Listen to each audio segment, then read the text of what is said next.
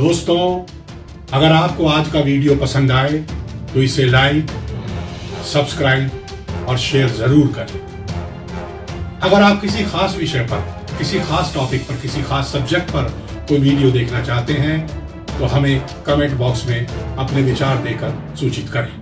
हम पूरी कोशिश करेंगे कि अच्छा, इंफॉर्मेटिव एक बढ़िया वीडियो आपके लिए पेश कर सकें। आइए अब आज का वीडियो एंजॉय करते हैं। दिलो दिमाग से आजाद होके बात करना, जख्म जब सूख जाएं मुझसे मुलाकात करना। कहते हैं कि गुलामी के दाग किसी देश की आजादी के साथ उसकी जमीन से भले ही मिट जाएं, मगर उस मुल्क की सोच या कहें सत्ता के मिजाज से जल्दी नहीं मिटते। हिंदुस्तान 15 अगस्त 1947 को आजाद तो हो गया, मगर उसके दिमाग से सफेद चमड़ी का प्रभाव नहीं गया।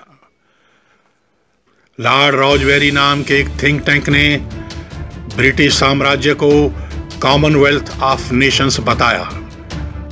दरअसल इसमें वो सभी मुल्क थे जो कभी ब्रिटेन के गुलाम थे या जो उस वक्त भी गुलाम थे।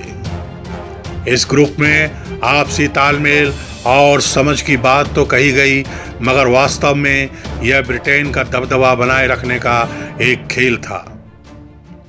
1931 में ब्रिटेन ने इन सभी मुल्कों पर अपनी सोच और अपने विचारों का आधिपत्य बनाए रखने के लिए कनाडा, आयरिश राज्य, अफ्रीका और न्यू फाउंडलैंड के साथ दिमाग लड़ाया और ब्रिटिश कॉमनवेल्थ बना दिया। इसमें खास बात यह थी कि इन देशों पर बिना किसी से पूछे या किसी की सलाह के ब्रिटेन के अंग्रेज राजा या महारानी को इस संगठन का सरबराह बना दिया गया। बाद में इन मुल्कों की सोच में आते बदलाव के चलते 1946 में ब्रिटिश शब्द हटाकर इसे कॉमनवेल्थ ऑफ नेशंस के नाम से पुकारा जाने लगा। लंदन में ही इसका मुख्यालय बना।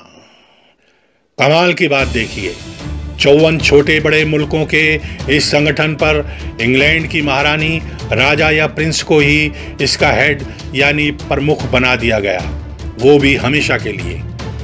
हमारे प्रथम प्रधानमंत्री स्वर्गीय श्री जवाहरलाल नेहरू, जिनका सफ़ेद चमड़ी के लिए कुछ विशेष ही प्रेम रहा है, लंदन घोषणा पत्र पर हस्ताक्षर करके वापस आ गए।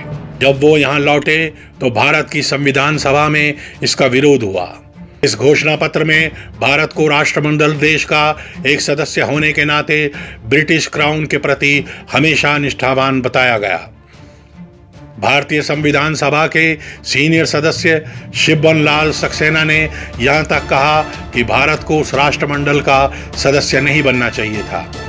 कई सदस्य मुल्क हमें अब भी निम्न यानी छोटे स्तर का मानते हैं। उनके भीतर रंग भेद कूट कूट कर भरा है। दरअसल कॉमनवेल्थ यानी राष्ट्रकुल अब व्यापार, कूटनीति, खेल और विश्व में दबदबे के तौर पर प्रयोग हो रहा था। कॉमनवेल्थ के बजट में 1/4 हिस्सा भारत का है।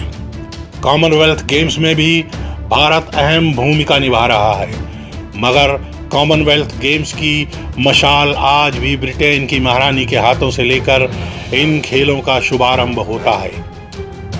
क्या अब वक्त नहीं आ गया है कि हर अलग खेल आयोजन के लिए पिछले आयोजककर्ता का हेड ऑफ स्टेट मशाल यानी टॉर्च आगे पकड़ाए?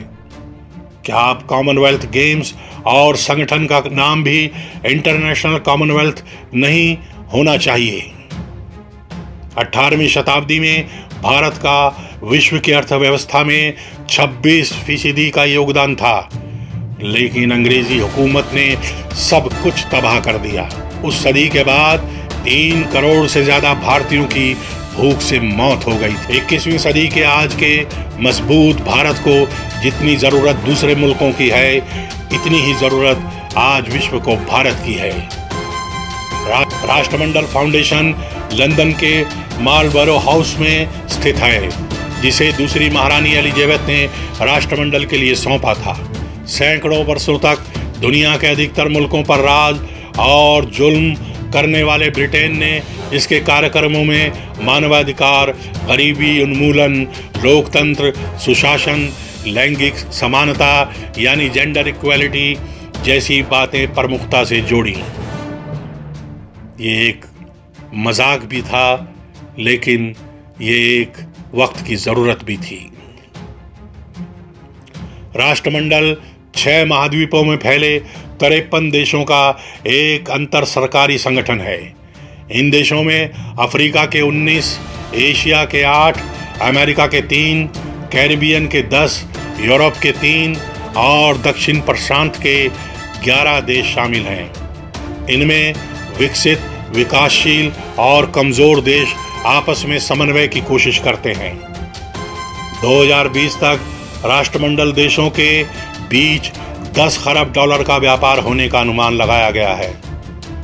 चीन के इस राष्ट्रकुल में न होने के कारण भारत के लिए यहाँ अपार संभावनाएं हैं और भारत को इसका लाभ भी जरूर उठाना चाहिए।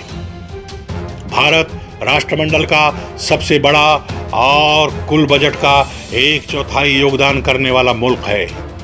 यूरोपीय यूनियन से अलग होने के बाद यानी ब्रिक्स के बाद ब्रिटेन का झुकाव उभरती शक्तियों, बाजार और उनके व्यापार की तरफ है। राष्ट्रमंडल खेल पहली बार 1930 में ब्रिटिश एम्पायर गेम्स के रूप में हुए। ये हर 4 साल बाद होते हैं। 1954 से 1966 तक यह ब्रिटिश एंड कॉमनवेल्थ गेम्स के नाम से जाने गए। 1970 से 1974 में यह ब्रिटिश कॉमनवेल्थ गेम की शक्ल में सामने आए। अगर कॉमनवेल्थ गेम्स का इतिहास देखें तो कनाडा के एक चिंतक एशले कूपर नाम के एक अंग्रेज ने ब्रिटेन के लिए उसके गुलाम रहे मुल्कों के बीच खेल करवाकर ब्रिटेन के लिए अच्छी भावना पैदा करने के लिए इन खेलों की बात कही। 1928 में कनाडा के एथलीट बॉबी रॉबिन्सन को यह जिम्मेदारी दे दी गई। कनाडा के प्रमुख एथलीट बॉबी रॉबिन्सन की देखरेख में 1930 में हैमिल्टन शहर ओंटारियो कनाडा में यह आयोजित हुए। कॉमनवेल्थ के ये पहले खेल में 11 देशों के 400 खिलाड़ियों ने हिस्सा लिया। राष्ट्रमंडल के वजूद को बचाए रखने और उसका प्रभाव बढ़ाने के लिए आज कई कदम उठाने जरूरी हैं। सबसे पहले इसके एक छत्र नेतृत्व को विकेंद्रीकरण करने की जरूरत है। इसकी लंदन स्थित प्रशासनिक संरचना में महत्वाकांक्षा की कमी करने की जरूरत है। इसका विकेंद्रीकरण ही बाकी सदस्य देशों में नई ऊर्जा, निवेश और विचारों के आदान प्रदान की नई शक्ति देगा, वरना धीरे धीरे यह राष्ट्रकुल बिखर जाएगा और खत्म हो जाएगा। यह फोरम व्यापार से भी ज्यादा विश्व के ज्वलंत मुद्दों, सुरक्षा, वातावरण, सांस्कृतिक आदान प्रदान, मानवता जैसे क्षेत्रों में तेजी से आगे बढ़ सकता है। इस तरह इस एक छत्र राज से बंधे यानी घोषित प्रमुख से जुड़े हुए इस राष्ट्रकुल फोरम को विश्व के बेहतर भविष्य के लिए इस्तेमाल करके सबका भला करने की जरूरत है। पुरानी गुलामी की दास्तानों को पुर्जा पुर्जा करके अब तरक्की के नए अफसाने, ताज़ा दस्तावेज लिखने होंगे जिसमें सबकी बराबर की भागीदारी हो, सबकी बराबर की हिस्सेदारी हो और सबको बराबर का मौका मिले। अब भारत के प्रधानमंत्री श्री नरेंद्र मोदी जी को इस राष्ट्रमंडल फोरम को बचाने, बढ़ाने और नई दिशा देने का बीड़ा उठाना चाहिए। आज का सुदृढ़ भारत इस काम के लिए बिल्कुल माफिक है।